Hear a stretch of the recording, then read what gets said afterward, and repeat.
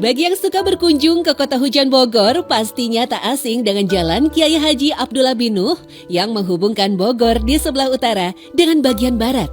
Sebelumnya, jalan ini dikenal dengan Jalan Raya Cibadak Ciampea yang dibangun sejak tahun 90-an sampai awal tahun 2000. Penggunaan nama Kiai Haji Abdullah bin Nuh untuk nama jalan tentunya bukan sembarangan.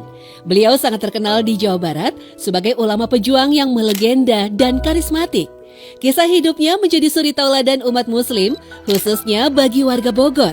Siapakah sebenarnya beliau? Benarkah beliau pernah berjumpa dengan Rasulullah sampai 10 kali dan dijuluki Al-Ghazali dari Indonesia? Selengkapnya di Secret Story. Pernah dengar sih Mbak ya, kalau nggak salah yang sekarang itu buat ini ya, nama jalan daerah Bogor sih kalau nggak salah ya. Beliau itu salah satu tokoh pejuang kemerdekaan. Yang kalau nggak salah itu beliau pernah membantu kita untuk memproklamirkan dengan menggunakan bahasa Arab. Imam Al-Ghazali adalah cendekiawan muslim ahli tasawuf dari Persia dengan karya monumentalnya Kitab Ihya Ulumuddin atau Keajaiban-Keajaiban Hati. Saking banyaknya kemiripan Kiai Haji Abdullah bin Nuh dengan Al-Ghazali sebagai kiai, cendekiawan, sastrawan, dan sejarawan, maka ia dijuluki Al-Ghazali dari Indonesia.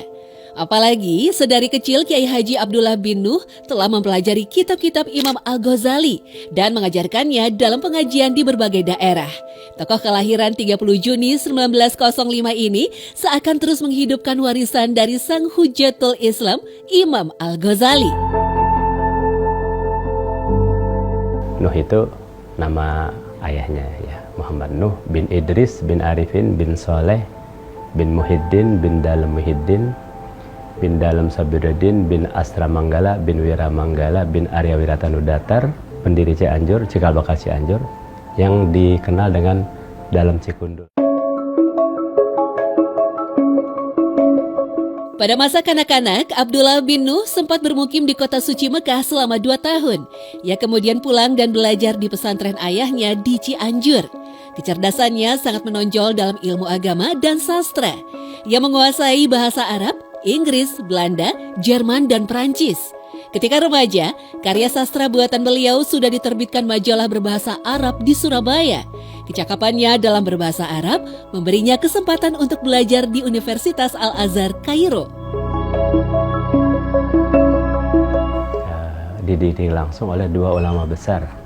Nah, di usia 13 memenangi perlombaan syair yang diselenggarakan oleh Mesir. Di situ berisi pujangga-pujangga Arab yang non-Arab. Itu di situ ada nama Abdullah bin Nuh. Karya syair beliau itu mencapai lebih dari 8.000 bait. Kemampuannya sebagai sastrawan ini memahami bahasa Arab yang luar biasa digunakan untuk mendalami agama. Karena kunci memahami agama Islam adalah bahasa Arab, bahasa Al-Quran.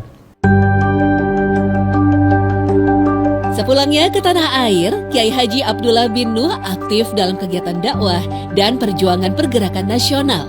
Tercatat, ia pernah menjadi anggota PETA di wilayah Jawa Barat.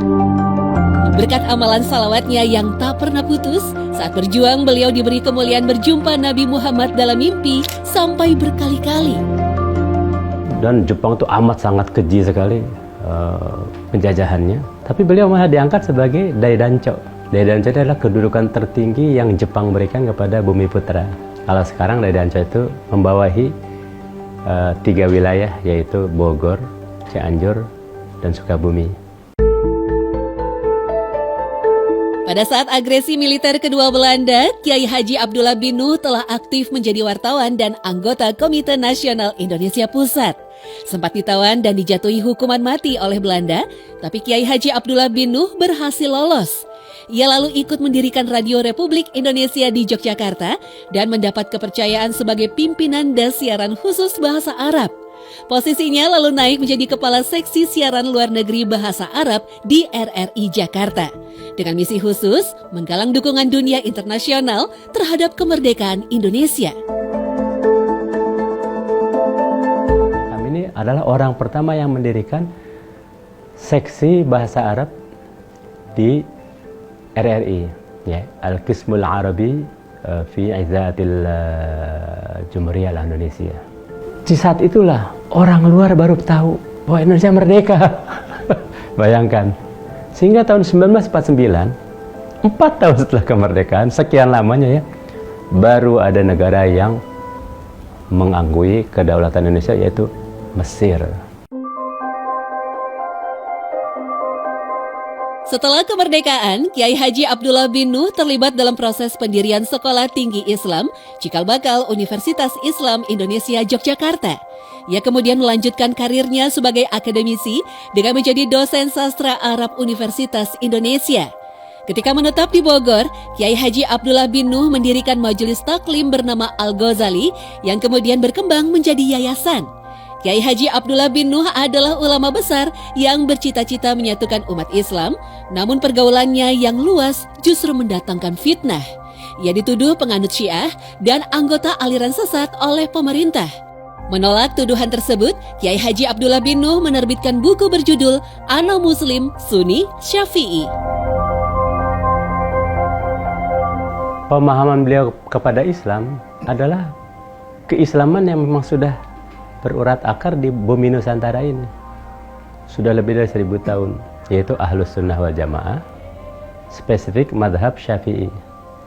Buku yang awalnya manuskrip setebal 545 halaman, menurut saya wajib dibaca oleh semua orang, bahkan oleh semua muslim. Dalam upayanya mempersatukan umat Islam sedunia, ia kerap melakukan perjalanan ke luar negeri dan menjalin persahabatan dengan berbagai kalangan dan mazhab. Pada suatu hari, Kiai Haji Abdullah bin Nuh mengaku sangat merindukan berjumpa dengan Al-Mahdi. Ketika ditanya siapakah Al-Mahdi itu, beliau menjawab, Nabi Muhammad SAW.